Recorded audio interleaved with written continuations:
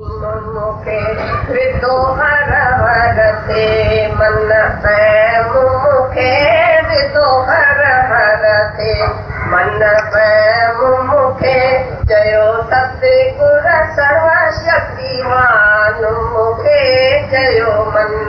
मिजे चयो मन मिजे इंसान मुखे चयो मन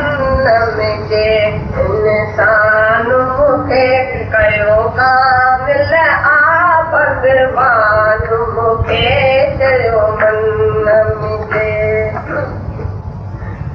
चयो मन मुखे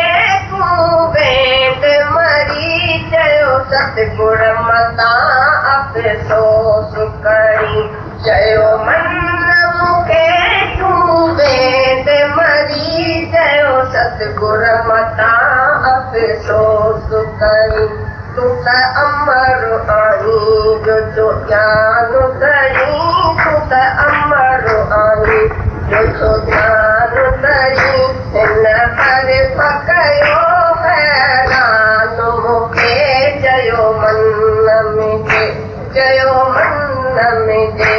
इंसान मुखे कयो कामिल आ भगवान मुखे चयो मन मिजे कयो मन अंधो मुखे ऐशन में पूरे पालो कयो त फैशन में रखियो प्यार पको मुत पैसन में रखियो प्यार पको मुत पैसन में कयो मन समझा शैतान मुखे चयो मन मिजे चयो मन मिजे इंसान मुखे चयो मन मिजे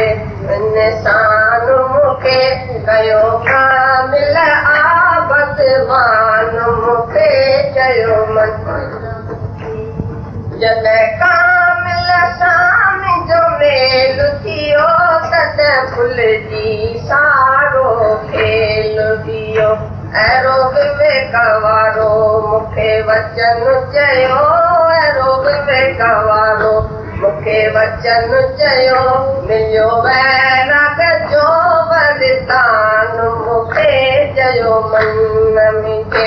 चयो मन मिजे इंसान मूंखे कयो कामिल आ भगवान मूंखे चयो नाए राग हाणे तन मन धन में नकी बते फांसी कंहिं बंधन में नाए राग हाणे तन मन धन में नकी बते फांसी कंहिं बंधन में नकी हिर्स दुनिया जे कंदन में नकी हिर्स दुनिया जे कंदन में बणे शांतीअ जो गुज़रान मूंखे चयो मन मिजे चयो मन मिजे इंसान मूंखे कयो कामिल आ भगवान मूंखे चयो अने सतगुर में जा करामत जॾहिं कया किन तां सभु कुर्बान खणी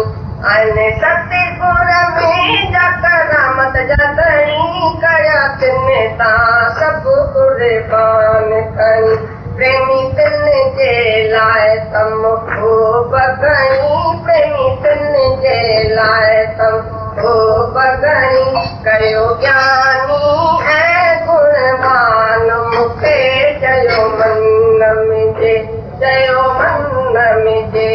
इंसान मूंखे कयो कामिल